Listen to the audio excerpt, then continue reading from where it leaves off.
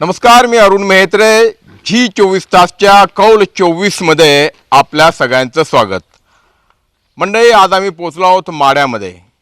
महाराष्ट्रातल्या बहुचर्चित लोकसभा मतदारसंघांपैकी एक माढा, ज्या ठिकाणची उमेदवारी ठरायला बराच कालावधी लागला. माढा हा लोकसभा मतदारसंघ, ज्या मतदारसंघाचं नेतृत्व शरद पवार यांनी देखील केलेलं आहे. त्याचप्रमाणे आज घडीला माढ्याचे खासदार आहेत भारतीय जनता पक्षाचे रणजित सिंह नाईक निंबाळकर, आणि त्यांच्या विरोधामध्ये मोहिते पाटील घराण्याचे धैर्यशील मोहिते हे महाविकास आघाडीचे उमेदवार आहेत. एकूणच चित्र माढ्याचं यावेळी पालटलं आहे. आणि या सगळ्या पार्श्वभूमीवर माढ्यातले नेमके प्रश्न काय आहेत, या आधीच्या खासदारांनी कुठली आश्वासनं दिली होती, कुठल्या आश्वासनांची पूर्तता झाली आहे, आणि या सगळ्या मुद्द्यांना घेऊन यावेळी मतदान होणार आहे, निवडणूक होणार आहे. आणि त्यासाठी चर्चा करण्यासाठी म्हणून माझ्यासोबत ही माढ्यातील मंडळी आहे सगळ्या पक्षाची. भारतीय जनता पक्ष म्हणजे मोदीची गॅरंटी घेऊन आलेला एक पक्ष, तर दुसऱ्या बाजूला इंडिया आघाडीचं प्रतिनिधित्व करणारे तुतारी हातात घेऊन आलेला हा दुसरा पक्ष आणि त्यांचे सगळे सहकारी. आपण सुरुवात करूया भारतीय जनता पक्षापासून, कारण तुमचे खासदार, विद्यमान खासदार तुमचे आहेत त्या ठिकाणी. काय असं केलं तुमच्या खासदारांनी की त्यांना पुन्हा इथल्या लोकांनी निवडून द्यावं? माढा मतदारसंघातील पहिला पाण्याचा प्रश्न होता. जे पाणी आमच्या पंढरपूर आणि सांगोला माळशिरस तालुक्याच्या हक्काचं पाणी बारामतीला चोरून नेलेलं होतं, ते पाणी अडवण्याचं काम पहिल्यांदा आमच्या खासदार निंबाळकर साहेबांनी केलं, म्हणून त्यांना निवडून दिलं पाहिजे. हे सगळं शेतकरी आज सांगोला, माळशिरस आणि पंढरपूरचे सगळे शेतकरी आज भारतीय जनता पार्टीच्या पाठीमागे खंबीरपणे उभे राहिलेले आहेत. मग ही गोष्ट मोहितेंना पटली नाही का की त्यांनी बारामतीचं पाणी तुमच्याकडे आणलं तरी पण ते तुमच्यातून फुटलेत?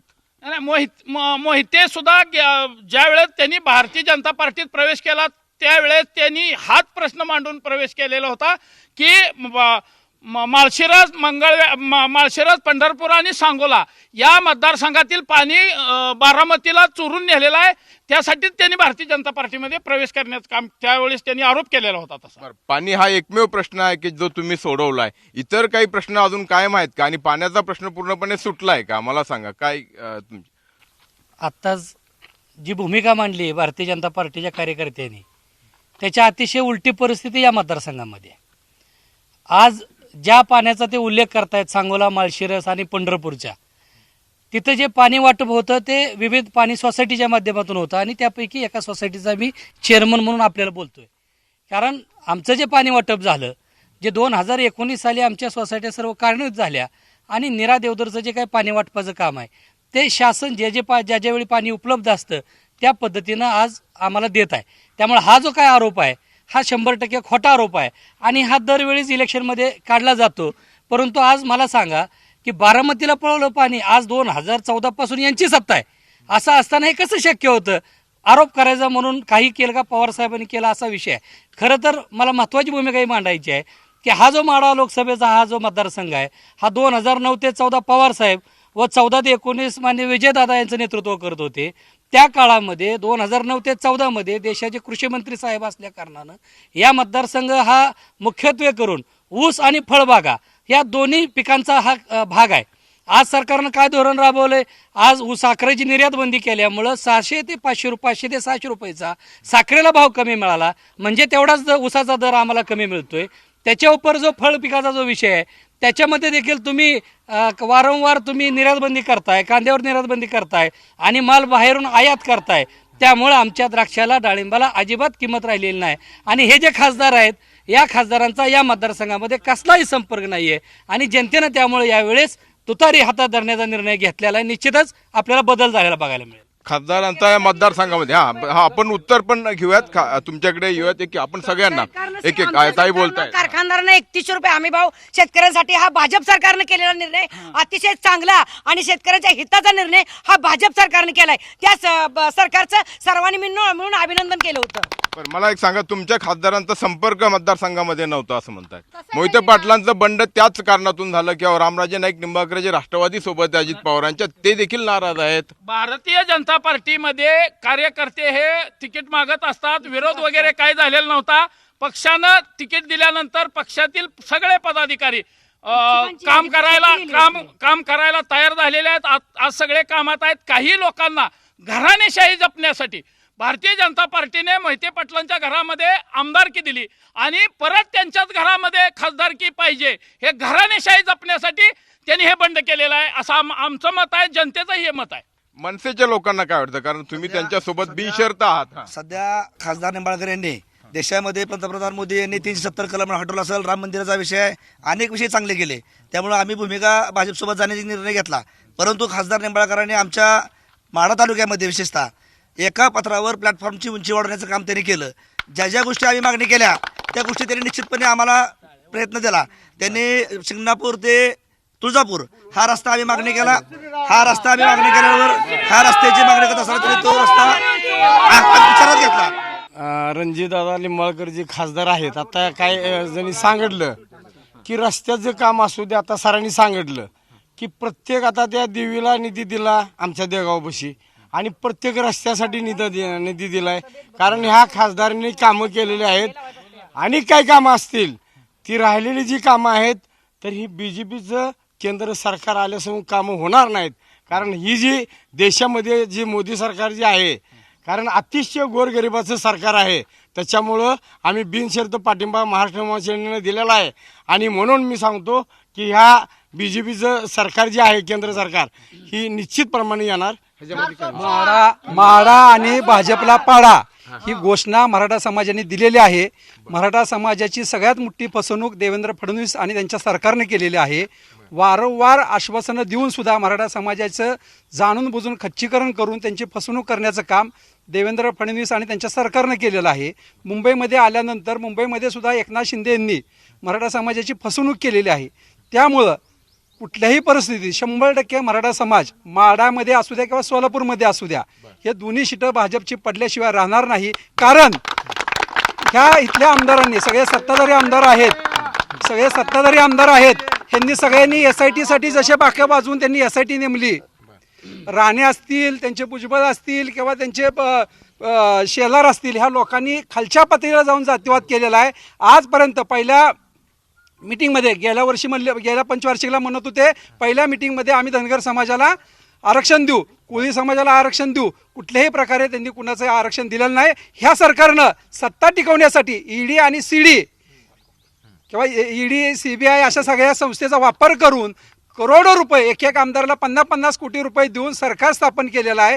जो येत नाही त्याच्या मागे संस्थेचा भ्रष्टाचार काढा आणि सगळे भ्रष्टाचारी स्वतः पक्षामध्ये घेऊन बसलेले आहेत. त्यामुळं आता सगळ्या ह्या भारतामध्ये भ्रष्टाचारी पार्टी कुठली असेल तर भारतीय जनता पार्टी असल्यामुळं आता ह्यांना एकच आहे, माढा आणि BJP पाडा. पण आता एक मुद्दा त्यांनी उपस्थित केला तो म्हणजे घराणेशाहीचा. कारण मोहिते पाटलांची घराणेशाही मोडीत निघणार होती आणि त्यामुळे त्यांनी बंड केलंय, त्यामुळे त्या दुसरीकडे आहेत असं पहिल्यांदा त्या आपण विचारलेल्या प्रश्नाचं उत्तर देतो.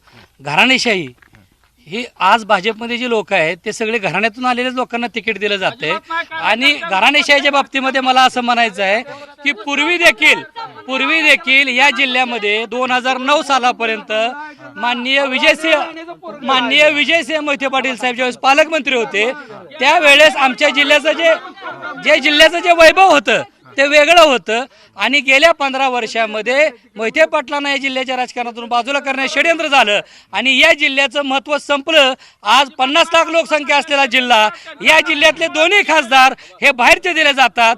गेल्या 5 वर्षामध्ये या सोलापूर जिल्ह्याला जे पालकमंत्री मिळाले ते 5 वेळा बाहेरचे मिळाले. मला आणखी एक मुद्दा मांडायचा सर, तो त्यांनी प्रश्न उपस्थित केला की पवार साहेबांनी याचं चहाची टपरी तर उघडली काय. काय हास्यास्पद हा प्रश्न आहे. या जिल्ह्यातले 32 कारखाने हे पवार साहेबांच्या आशीर्वादाने त्यांच्या हातभाराने बरोबर ते विचारतात की माढा मतदारसंघात 2009ला पवार साहेब निवडून आले होते पहिल्यांदा, म्हणजे मतदारसंघ अस्तित्वात आल्यानंतर त्यांनी काहीच केलं नाही. तुमचा अनुभव मला सांगा. ही भाजपची जुनी खेळ आहे. वरून कीर्तन आतून तमाशा आहे सगळा. मूळ मुद्द्याला तू बोलताना मी मध्ये बोललो नाही. तुम्ही बोलताना गोंधळ होईल. तुम्ही तेच सांगतात. या माढा मतदारसंघामध्ये खासदारांनी किंवा भाजपनं सुधारणा कुठली केली, मूळ मुद्दा हाय. तर विषय याच्यामध्ये सगळ्यात असा येतो की महागाईवरही कधी बोलत नाहीत, बेरोजगारीवर कधी बोलत नाहीत, जे उद्योगधंदे महाराष्ट्रातून गुजरातमध्ये गेले त्याच्याबद्दल हे काय बोलत नाहीत. त्याच्यामध्ये यांच्याकडं सातत्यानं ह्यांनी सारी MIDC आणली नाही. आमची रेल्वे लोणंद ते पंढरपूर ही रेल्वे 110 वर्षापासून मंजूर आहे. रेल्वेनी त्याच्यासाठी जमीन अक्वायर केली आहे. 110 किलोमीटरची जमीन ही रेल्वेच्या नावावर आहे. पण ह्यांनी रेल्वे ह्यांच्या खासदारांनी, भाजपच्या खासदारांनी, मी शहराध्यक्ष राष्ट्रवादीचा पूर्ण मी विचारांती बोलतोय, भाजपच्या खासदारांनी रेल्वे फलटणपर्यंत आणली, पण फलटणपर्यंत त्यांच्या मतदारसंघापर्यंत पंढरपूरपर्यंत काय आणली नाही त्यांनी. हा सगळ्यात मोठा यांचा ड्रॉबॅक आहे. दुसरी गोष्ट आहे उजनीच्या पाण्याचा. तर ह्यांनी पाण्याचं नियोजन ह्यांना अजिबातच माहित नाही. ही भाजपची मंडळी ह्यांना शेवग्याच्या शेंगा आणि भुईमुगाच्या शेंगा ह्याचा फरक कळत नाही. त्याच्यामुळे आता या उजनीच्या पाण्याचं नियोजन काय करणार. सर एक मला शेवटचा एक प्रश्न मांडायचा आहे सर. बीजेपी सरकार हे वॉशिंग पावडर निर्मात्या सरकार आहे. बीजेपी सरकार हे वॉशिंग पावडर निर्मात्या सरकार आहे. आलेल्या कुठल्याही भ्रष्टाचाराला आतमध्ये घ्यायचं आणि त्याला उमेदवारी द्यायची, त्याला खासदार बनवायचं. आणि आज शिवसेना उद्धव बाळासाहेब ठाकरे पक्षाने मागच्या निवडणुकीला पहिलं मंदिर फिर सरकार ही घोषणा पंढरपूर मध्ये दिली. आणि आम्हाला राम मंदिर जरूर आहे. रामाच्या मंदिरात आम्हाला घंटा जरूर वाजवायचा आहे. पण घंटा वाजवल्यानंतर पोटासाठी पडलेला प्रश्न जो बेरोजगाराचा प्रश्न युवकांचा, या मोदी सरकार अपयशी ठरलं यासाठी. लक्षात आलं. या ताई बोलतात खूप वेळ झाला. थांबा ताई, ते बराच वेळ त्यांच्याकडे माईक नाही, पण त्या माईक शिवाय खूप वेळ बोलतायत. मला सांगा. मोदी सरकारमध्ये शेतकऱ्याला पेन्शन मिळते, शेतकऱ्याला सन्मान मिळतोय. आता आत्महत्या थांबल्यात. काँग्रेस काळामध्ये शेतकऱ्याच्या ज्या आत्महत्या झाल्या त्याला ही सरकार काँग्रेसचं जबाबदार होतं, म्हणून ते घरी गेलं. मोदी सरकारमध्ये आता आत्महत्या होत नाहीत. शेतकरी सुखावलाय, शेतकरी राजा झालाय. आता शेतकऱ्याला चांगले दिवस आले. आणि ज्या योजना आणल्यात त्या पण फसव्या आहेत असा आरोप होतोय. म्हणजे म्हटलं जातंय की म्हणजे काय की अनेक योजना काय आता काय शेतकरी सन्मान योजना, उज्ज्वला. नाही, मुळामध्ये कसं आहे माहितीये का की 11 वर्ष 11 वेळा मराठा मुख्यमंत्री होते. त्यांनी कधीही मराठा आरक्षणाचा प्रश्न सोडवला नाही. आदिवासी समाजाचे लोक आहोत, महादेव कोळी आहोत. काँग्रेस राष्ट्रवादीनं पूर्वी आम्हाला फसवलं म्हणून 10 वर्षाखाली आमच्या समाजानं माढा आणि सोलापूर आणि पूर्ण राज्यामध्ये बीजेपीला पाठिंबा दिला. आणि बीजेपीनं आमची पूर्ण फसवणूक केली. बीजेपीला गल्ली सुद्धा कोण कुत्रा ओळखत नव्हतं. त्या टायमाला आम्ही मतं टाकली, आमचे सगळे मतं घेतली आणि आमची एक मिनिट बरं का, एक मिनिट, आमची मतं घेतली, आमचा वापर केला आणि पूर्णपणे आदिवासी समाजावर अन्याय केला. मागच्या 14 मध्ये 19 मध्ये आम्ही पाठिंबे दिले. आमच्या पाठिंब्यावर यांचं सरकार आलं, पण जाणून बुजून आम्ही आदिवासी असल्यामुळं आमच्याकडे दुर्लक्ष होत आहे. शरद पवार साहेबांच्या नेतृत्वाखाली महाराष्ट्रात सरकार असताना त्यांनी कोळी समाजाला कसल्याही प्रकारचा न्याय दिला नाही. मी कोळी समाजातलाच आहे. कोळी समाजातल्या आमच्या तरुण वर्गाने नोकरीवर असलेल्या लोकांना दाखले न मिळाल्यामुळे त्यांना नोकरीवरून खाली करायला लागले. ते कितीतर कुटुंब उद्ध्वस्त झाले, देशोधडीला लागले. या सगळ्या गोष्टीला शरद पवार एकमेव कारणीभूत आहे. आणि भाजपला कोळी समाजाचा पाठिंबा हा योग्य माणसाने ज्यावेळेस भाजपचा आमचा एक वरिष्ठ नेता येऊन बोलेल, तडजोड होईल, त्यावेळेस 100% कोळी समाज हा भाजपच्या पाठीशी आल्याशिवाय राहणार नाही. तुम्हाला आपण प्रत्येकाला एक मराठा समाजाच्या आरक्षणाविषयी मला 2 शब्द बोलायचे. 40 ते 50 वर्ष काँग्रेस राष्ट्रवादी सत्ता होती, त्यांनी कधी आरक्षण दिलं नाही. आता कोणी एका सुप्रियाताईला प्रश्न विचारला एका पत्रकारांनी, आपल्या जनतेने, की आरक्षणाचं काय, आरक्षणाच्या सोडून मला भरपूर प्रश्न आहेत, आरक्षणाचा विषय घेऊ नका म्हणले. 1980 सालीपासून आपला आरक्षणाचा प्रश्न गाजतोय. अण्णासाहेब पाटलांनी अक्षरशः आत्महत्या केली, हिने आरक्षण दिलं. 40-50 वर्ष सत्ता होती, तेव्हा का सुचलं नाही. नेमकं काँग्रेस आपलं भाजपचं सरकार आल्यानंतर फडणवीस साहेब झाले का ह्यांनी चालू केलं आंदोलन. पण आम्ही त्या पक्ष ह्याच आहे, मराठा समाजाचं मी पण आहे. मराठा समाजाला आरक्षण कोणी दिलं असं तर फडणवीस साहेबांनी दिले. फडणवीस साहेबांनी तरुणांचं काय म्हणणं, सारथी योजना आणली. अण्णासाहेब आर्थिक विकास महामंडळ 6 ते 7 हजार कोटी रुपये दिलेत. आणि आज ही उलट बोंबलते. मी पण मराठा समाज सगळे, पण असं 10% आरक्षण ही भाजप सरकारनं दिलंय. बरं, आलं लक्षात, मुद्दा लक्षात आला, मुद्दा लक्षात आला. तरुणांसाठी या सरकारने काय केलं?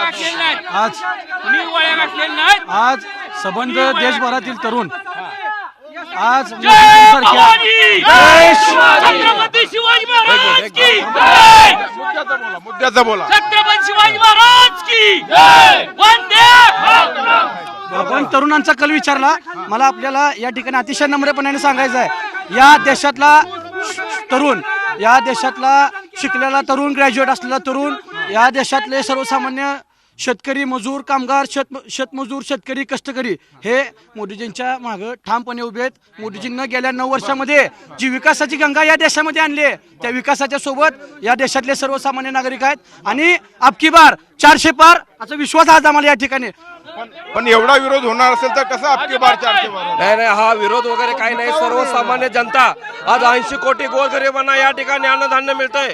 या ठिकाणी प्रत्येक कष्टकऱ्यांना या ठिकाणी वेगवेगळ्या माध्यमातून विकास कामं मिळतात, त्यांना निधी मिळतोय. या ठिकाणी सर्वसामान्य गावगाडीतील माणूस हा संपूर्ण माणूस हा मोदी साहेबांसमोर आहे. शेतकऱ्यांचं दिलं नाही, अजून दिलं तर पहिलं शरद पवारांनी पण हे कालपर्यंत तुमच्या सोबत होते ना? होते ना, चोरांचा बाजार होता म्हणून बाजूला काढले. पण आता त्यांच्या भाषेत सांगायचं तर तुम्ही वॉशिंग मशीन करून घेता. आपल्या महाराष्ट्रामध्ये एवढे गड किल्ले आहेत, ते गड किल्ले संरक्षण होणे, गड किल्ल्याचे सुशोभीकरण होणे, अरबी समुद्रामध्ये शिवस्मारक होणे, ह्या सगळ्या गोष्टीसाठी आम्ही पाठिंबा दिला. निश्चितपणे नरेंद्र मोदी साहेब महाराष्ट्रातले गड किल्ले शिवाजी महाराज शिवस्मारक उभा करतील अशी खात्री आहे आम्हाला. मराठा समाजाला जे आता जे बोलले ना, अण्णासाहेब आर्थिक विकास महामंडळ हे पूर्वी स्थापन झालेलं आहे. सारथी संस्था सुद्धा ही काम करणारी संस्था, त्याला आम्हाला मराठा समाजाने आंदोलन केलेलं आहे. असं असताना सुद्धा भाजपने जर श्रेय बरोबर. मला थांबा. मला सांगा, तुम्ही धनगर समाजाविषयी बोलत होता. एक मिनिट ऐका. धनगर समाजाला जर फसवलं असेल तर देवेंद्र फडणवीसांनी फसवलेला आहे. कारण ज्या वेळेस बारामतीत अखंड महाराष्ट्रातील धनगर समाज उभा होता, त्यावेळेस देवेंद्र फडणवीसने उपोषणाला सोडलं होतं. मग माझं म्हणणं आहे, राष्ट्रवादी काँग्रेसला दिलं नसेल तर भाजपला काय देऊ नये? मग तुम्ही असं जिरवता, ही बी कारवा करतात बघा. कारवा करून जिरवतात. मोदी सरकार काम आहे का? तर आपण बघितलंय की कसा राजकारणाचा आखाडा या चंद्रभागेच्या तीरावरती रंगलाय. वातावरण असंच तापत जाणार आहे. माड्याचा हा लढा आहे. येत्या 4 जूनला या लढ्याचा निकाल लागणार आहे. वेळ झाली आहे याच ठिकाणी थांबण्याची. आपण पाहत राहा.